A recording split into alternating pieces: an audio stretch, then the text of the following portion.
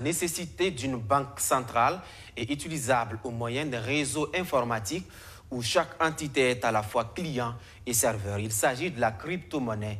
Elle est en vogue ces dernières années au Burkina Faso et ailleurs. Il y a même un pays d'Amérique centrale qui l'a légalisé comme monnaie d'échange au même titre que le dollar. Mais attention, autant il y a des réussites, autant les plaintes d'arnaque foisonnent.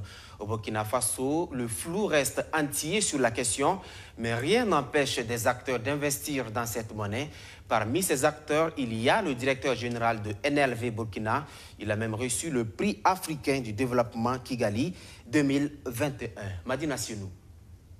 Qualifiée d'arnaque par les uns et adoubée par les autres, la crypto-monnaie a le vent en poupe dans le monde en dépit de la mise en garde du FMI contre son utilisation.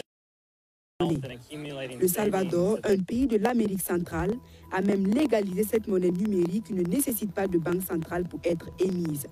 En plus donc du dollar, la crypto-monnaie y est utilisée comme monnaie de change.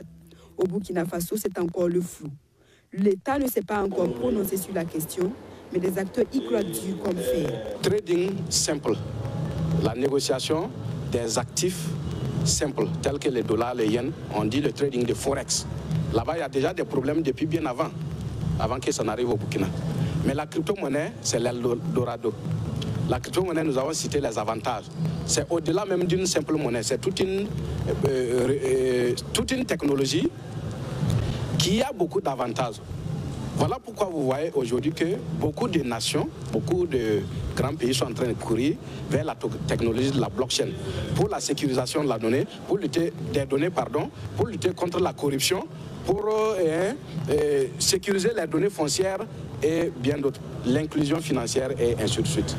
Mahamadou To, à travers sa structure NLV Burkina, est justement engagé en tant qu'entrepreneur numérique depuis 10 ans.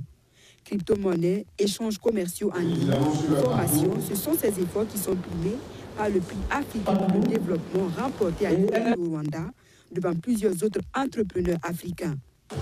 Ce prix est le résultat de plusieurs années de travail, de formation, de sensibilisation dans le domaine de la crypto-monnaie et en général dans l'entrepreneuriat numérique. Nous avons déjà formé plus de 1000 personnes initiées au trading de crypto-monnaies et sensibilisé plus de 100 000 personnes ici au Burkina et en Afrique de l'Ouest. Des techniques simples de connaître un mauvais business en ligne. Ça ne nécessite pas beaucoup d'heures de travail. Bon, malheureusement, le citoyen lambda, quand on parle de crypto-monnaie, souvent, il balaie ça rapidement du revers de la main. Or, je vous le dis encore, c'est une source intarissable de richesse, mais qui nécessite une formation. Et aussi, il l'a aussi souligné, qui nécessite un encadrement de l'État. Et ça aussi, nous sommes d'accord avec ça, que l'État doit avoir une certaine visibilité sur les pratiques en termes de revenus et qu'est-ce que l'État gagne dans le business. De retour au Burkina Faso, c'est avec fierté que le prix PADEV est présenté à tous les collaborateurs et les partenaires dans un cadre plutôt convivial. Le gouvernement burkinabé